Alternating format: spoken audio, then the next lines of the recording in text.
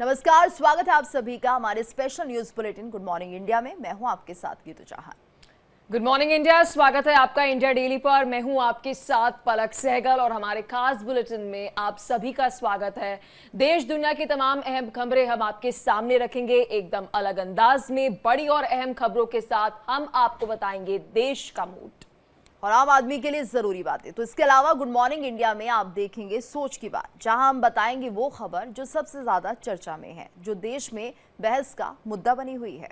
और फिर बात होगी दुनिया की, जहां हम आपको दिखाएंगे दुनिया की तमाम बड़ी खबरें। तो चलिए शुरुआत करते हैं आपके खास बुलेटिन गुड मॉर्निंग इंडिया की। गुड मॉर्निंग इंडिया में सबसे पहले हम बात करेंगे आज की बड़ी खबरों की। सबसे पहले बात होगी देश भर में मौसम के मूड की। कहीं मौसम राहत दे रहा है तो कहीं आफत बढ़ा रहा है। देश भर में अगस्त में मॉनसून एक्टिव है। पहाड़ी इलाकों की बात करें तो वहां पर तबाही का मंजर अभी भी जारी है। मैदानों में भी बाढ़ ने लोगों के घरों में बसेरा डाल लिया है। आपको बारिश के अलर्ट को लेकर अलग अलग राज्यों से जुड़ी जानकारी देंगे। और फिर बात करेंगे धार्मिक स्थलों में श्रद्धालुओं के साथ बदसलूकी की। देश के कोने कोने से श्रद्धालु आस्था के साथ भगवान के दर्शन करने जाते हैं, जहां उनके साथ मारपीट होती है। राजस्थान से फिर ऐसी ही घटना सामने आई है और इस बारे में आपको बताएंगे और साथ ही बताएंगे कि ऐसी घटनाएं न सिर्फ धार्मिक स्थानों का नाम खराब करती हैं, बल्कि आस्था को ठेस भी पहुंचाती है। और उसके बाद होगी हरियाणा की निक्की की इंसाफ की। दहेज के लिए निक्की को जिंदा जला दिया गया। पत्नी निक्की को दहेज के लालच में जलाकर मारने के आरोपी पति विपिन भाटी को गिरफ्तार किया, लेकिन अभी कुछ आरोपी फरार हैं। ऐसे में सवाल ये उठता है कि आखिर कब तक इस देश में बेटियां दहेज के लिए मारी जाती रहेंगी। विस्तार से इस खबर के बारे में आपको जानकारी देंगे। और फिर बात करेंगे पीएम मोदी के मिशन गुजरात की। पीएम मोदी गुजरात दौरे पर रहेंगे, जहां करोड़ों की सौगात देंगे। पीएम का ये दौरा काफी अहम है और इस बारे में भी हम आपको बताएंगे। और चलिए बात करते हैं आज के मूड की। आज मूड सियासी है। अगस्त में देश भर में भारी बारिश का सिलसिला जारी है। पहाड़ों से लेकर मैदानों तक कुदरत का कहर देखने को मिल रहा है। पहाड़ों में लैंडस्लाइड तो वहीं मैदानी इलाकों में बाढ़ ने लोगों को परेशानी का सबब बन गई है। बिल्कुल। और दिल्ली एनसीआर में अचानक मौसम बदला और कई इलाकों में झमाझम बारिश हुई। देर रात से ही दिल्ली में बारिश का सिलसिला जारी है। जहां बारिश से उमस भरी गर्मी से राहत मिली, तो वहीं कई जगह जल भराव भी हुआ। सुबह सुबह ऑफिस जाने वाले लोगों को बारिश के चलते देरी हुई।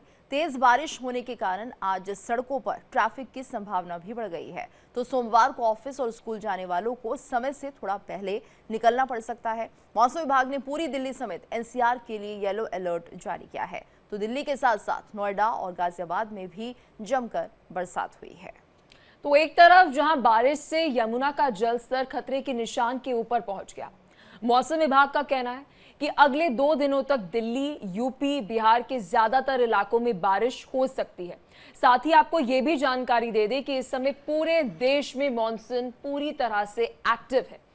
कई राज्यों की बात करें तो वहां पर मूसलाधार बारिश ने गर्मी से राहत दी, वहीं कुछ जगहों पर इसने बाढ़ और जल भराव जैसी चुनौतियां भी खड़ी कर दी। राजस्थान जैसे राज्य में आपको बता दें इस बार मॉनसून का कहर देखने को मिल रहा है। भारी बारिश के बाद बाढ़ आ गई, कई जगहों पर सड़कें टूट गई, रास्ते बंद है। राजस्थान की स्थिति है। बिल्कुल। और राजस्थान में मूसलाधार बारिश के बाद हर तरफ पानी ही पानी नजर आ रहा है। सड़क मार्ग से लेकर रेल मार्ग तक हर जगह आवागमन प्रभावित हुआ है। बारिश के बाद कई जिलों में बाढ़ आ गई है और सैकड़ों कच्चे पक्के घर जल सैलाब में समा गए हैं। लगातार भारी बारिश के कारण विशेष रूप से कोटा, बूंदी और सवाई माधोपुर के निचले इलाके जलमग्न हो गए हैं। बारिश को लेकर मौसम विभाग ने अलर्ट जारी किया और इसके बाद राजस्थान के करीब 20 जिलों में स्कूल कॉलेजों में बच्चों के लिए अवकाश घोषित कर दिया गया है। वहीं इसी बीच हिमाचल प्रदेश में भी भारी बारिश से हालात खराब हैं। कांगड़ा जिले के कई मैदानी इलाके जलमग्न हो गए हैं, जबकि चंबा की बात करें बादल फटने और लैंडस्लाइड से भारी नुकसान हुआ। प्रदेश में हो रही बारिश की वजह से जनजीवन बुरी तरह से प्रभावित हो रहा है।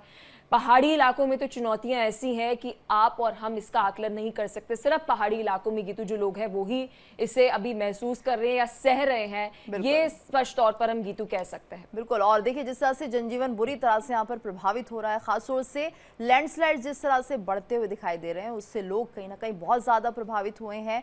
और यहाँ पर बादल फटने से जो मलबा फैला है उसके कारण भी लोगों के लिए समस्याओं का अंबार लग गया है। अगर हम बात करें यहाँ पर पलक, देखिए जिस तरह से हालात बने हुए हैं, मौसम विभाग की तरफ से भी राहत नहीं है, यानी आने वाले 2 से 3 दिनों में अभी इसी तरह का मौसम रहेगा। लेकिन जिस तरह से भूस्खलन की बढ़ रही है घटनाएं, तो इसमें ये समझिए कि यातायात यहाँ पर बहुत ज्यादा प्रभावित हो रहा है। तो रिपोर्ट के अनुसार हिमाचल प्रदेश को बारिश से संबंधित घटनाओं में 2347 करोड़ रुपए का नुकसान भी हुआ है। ये बहुत बड़ी रकम है। तो राज्य में मानसून के दौरान 1 जून से 24 अगस्त तक सामान्य से 16% अधिक यानी कि 662.3 मिलीमीटर बारिश दर्ज की गई है। लेकिन कितु दिलचस्प बात यह है कि अगर इस बार 2025 का हम जिक्र करें तो खास गर्मी जो है, जो लू वाली गर्मी है, वो देखने को नहीं मिली। मुझे याद है मई महीने से ही हम लगातार देख रहे हैं कि दिल्ली जैसे राज्य में बारिश जो है वो हो रही है। हिमाचल प्रदेश में, उत्तराखंड में तो ये स्थिति बनी हुई है, लेकिन पूरे देश में अगर हम नॉर्थ इंडिया और नॉर्थ ईस्ट की बात करें तो इस वक्त वो तपन वाली गर्मी होती है वो शायद देखने को नहीं मिली। कहीं ना कहीं हम कह सकते हैं कि बुरा संकेत है क्लाइमेट चेंज को लेकर। बिल्कुल। और लगातार ये जो मौसम में बदलाव हो रहा है वो पूरे देश को प्रभावित कर रहा है पलक। और ऐसे में ये समझिए कि थी तो ये मानसूनी बारिश, लेकिन कहीं ना कहीं अभी आफत की बारिश हो गई है। मानसून लगातार बढ़ता हुआ हमें दिख रहा है। तो इतना लंबा मानसून शायद हमने पहले कभी नहीं देखा होगा। और ये देखिए इतना बड़ा नुकसान जो हो रहा है इस वक्त, खासतौर से किसानों को बहुत ज्यादा इसमें नुकसान होना है, क्योंकि यहाँ पर फसलें चौपट हो गई है। एक तरह से खाने पीने के लिए जो परेशानी अब लोगों को होने वाली है उससे भी कहीं ना कहीं लोगों को 2-4 होना होगा। और वही पलक देखिए जम्मू कश्मीर की अगर हम बात करते हैं तो यहाँ पर मौसम का भीषण प्रहार जारी है। जम्मू संभाग की बात की जाए तो यहाँ पर इतनी बारिश हुई कि हर तरफ बाढ़ जैसे हालात हो गए। जम्मू कश्मीर के कई जिलों में भारी बारिश से हालात बहुत ज्यादा बिगड़ गए हैं। पहाड़ी क्षेत्रों में भूस्खलन हुआ है, मिट्टी धसी और पत्थर गिरने की खबरें भी लगातार सामने आ रही हैं। तो वे देखिए, यात्रियों की बात करें और साथ ही स्थानीय लोगों की बात करें, नालों और नदियों में जो इतना ज्यादा जलस्तर बढ़ गया है, कच्चे मकान और कई सारे जोखिम वाले इलाकों से दूर रहने की सलाह जो है वो दी गई है। कठुआ की बात करें, ब्रिज टूटने के बाद से हालात बिगड़ गए, सैलाब देखने को मिला। भारी बारिश के चलते प्रशासन ने आज जम्मू समेत 10 जिलों के स्कूलों को बंद करने का फैसला लिया।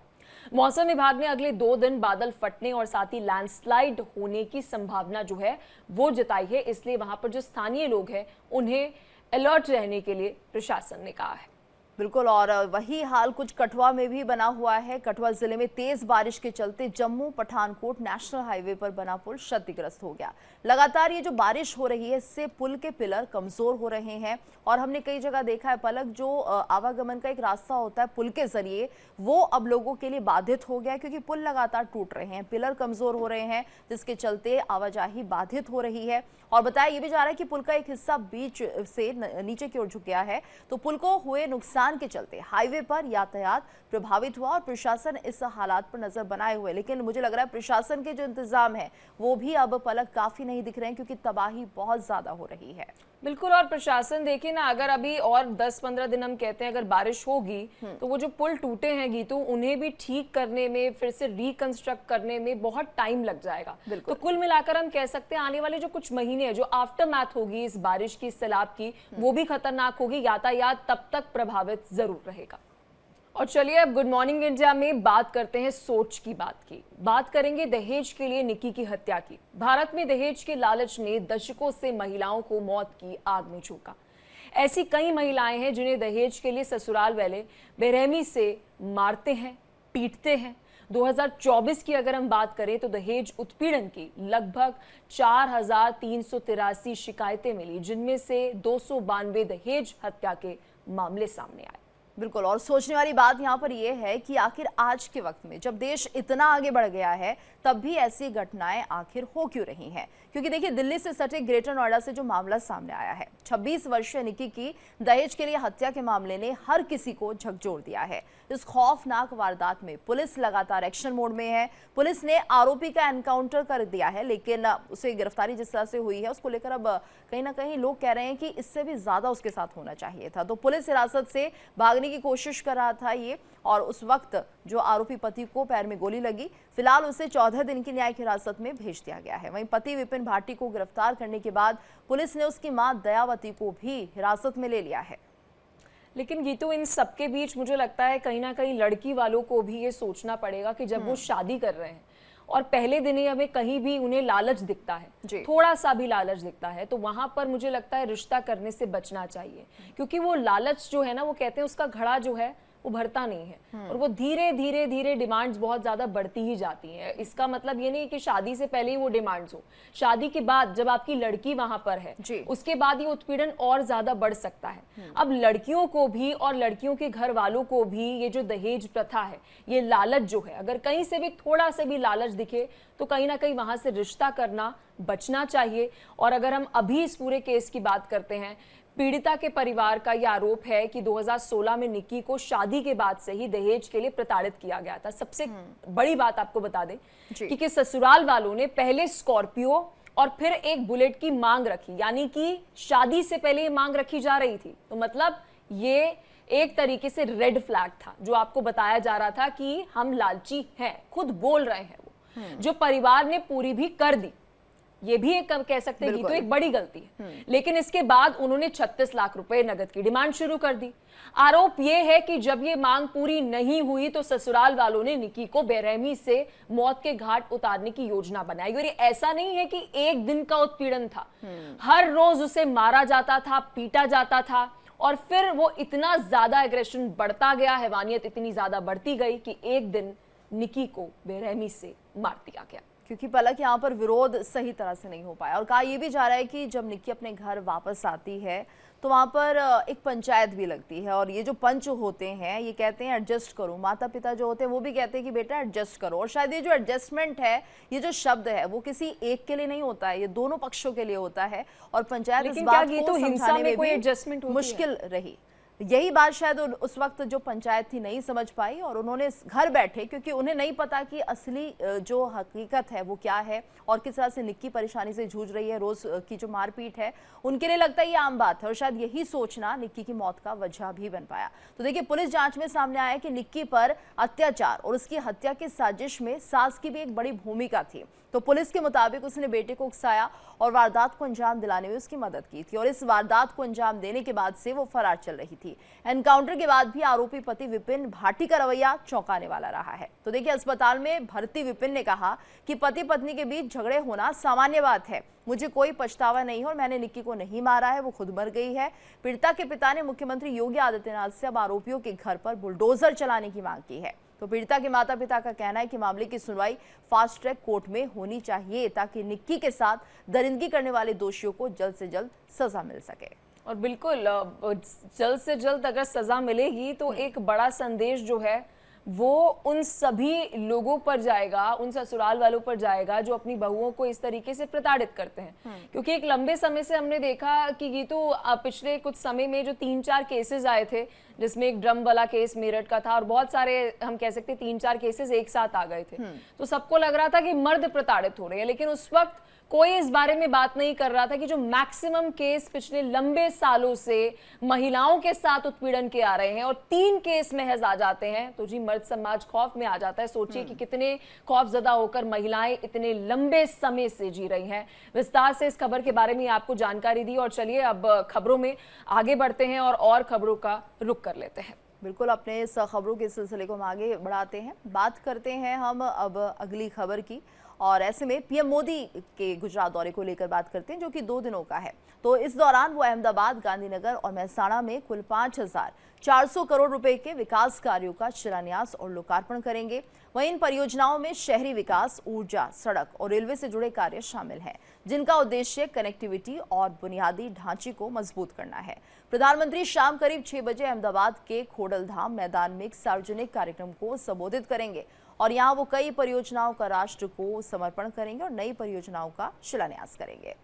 तो देखिए, अगले दिन 26 अगस्त को भी कार्यक्रम है। सुबह 10:30 बजे अहमदाबाद के हंसरपुर स्थित सुजुकी मोटर प्लांट में जाएंगे। वहां पर वो हाइब्रिड बैटरी इलेक्ट्रोटेट के स्थानीय उत्पादन का उद्घाटन वहां पर करेंगे, क्योंकि देखिए भारत की अब जो नीति है, पॉलिसी है हमारी ऑटोमोबाइल इंडस्ट्री में, वो बहुत बदल गई है। पहले हम देखते थे गीतू की ऑटोमोबाइल इंडस्ट्री में जो फोकस होता था वो पेट्रोल पर था, फिर वो शिफ्ट हुआ डीजल में, फिर डीजल के बाद अब देखिए उसे शिफ्ट किया जा रहा है इलेक्ट्रॉनिक व्हीकल्स पे। और सबसे बड़ी बात, सरकार ये भी कह रही है कि आप जो इलेक्ट्रॉनिक व्हीकल्स में उसको इलेक्ट्रीफाई कर रहे हैं, उसे चार्ज कर रहे हैं, सोलर पैनल जो है वो आप घर पर लगाएं, यानी कि 100% सस्टेनेबिलिटी जो है वो सरकार चाहती है हमारे सिटीजन से। अगर हम बात करें 2030 तक, नितिन गडकरी जो है उनका ये प्लान है कि कम से कम जो सड़कों पर गाड़ियां चले उसमें से 50% है वो गाड़ियां जो है वो इलेक्ट्रिक व्हीकल्स होने चाहिए। और इसी के तहत देखिए प्रधानमंत्री करीब यहां पर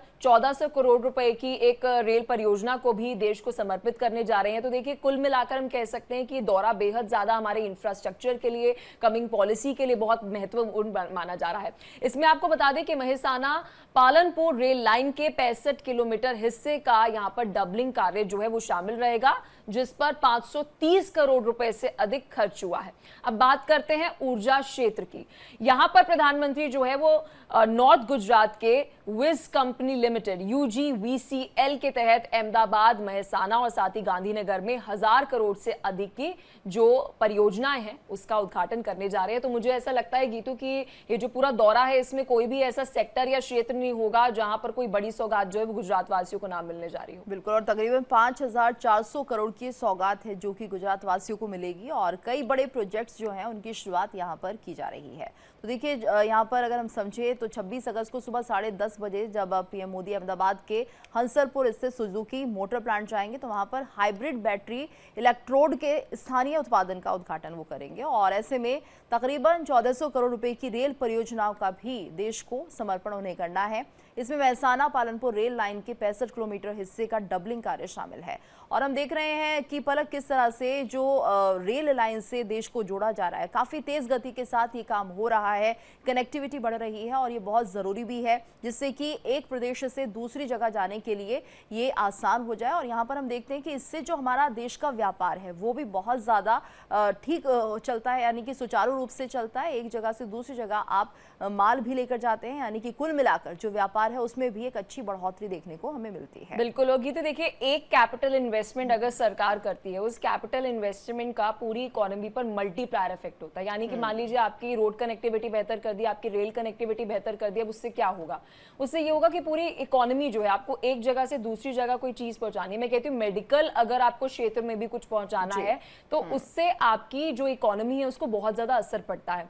अब एक बड़ी दिलचस्प बात है, पीएम जो जा रहे हैं गुजरात, उसमें जो इलेक्ट्रोड को लेकर अभी हम जानकारी आपको दे रहे थे, जो 1400 करोड़ रुपए की रेल परियोजनाओं के साथ साथ जो यहाँ पर अभी गीतू ने जिक्र किया कि हंसरपुर स्थित एक सुजुकी मोटर प्लांट वहां पर जाएंगे और हाइब्रिड बैटरी इलेक्ट्रोड का स्थानीय उत्पादन जो होगा। अब इसे देखिए बहुत महत्वपूर्ण है। ये महत्वपूर्ण इसलिए है क्योंकि लंबे समय से हमने देखा कि बैटरीज को लेकर और साथ ही जो उसके अंदर अलग अलग रॉ मटेरियल्स जाते हैं गाड़ियों में, उसके लिए हमें बहुत सारे दूसरी कंट्रीज पर निर्भर रहना पड़ता था गीतू। लेकिन अब ऑटोमोबाइल इंडस्ट्री की अगर हम बात करें, जो इलेक्ट्रिक व्हीकल्स है उसमें हम चाहते हैं कि रॉ मटेरियल्स भी हमें इंपोर्ट ना करना पड़े, भारत उसमें आत्मनिर्भर पड़े, यानी 100% जो है वो भारत के अंदर उसका उत्पादन जो है वो होना चाहिए, वो बैटरीज बननी चाहिए। बिल्कुल।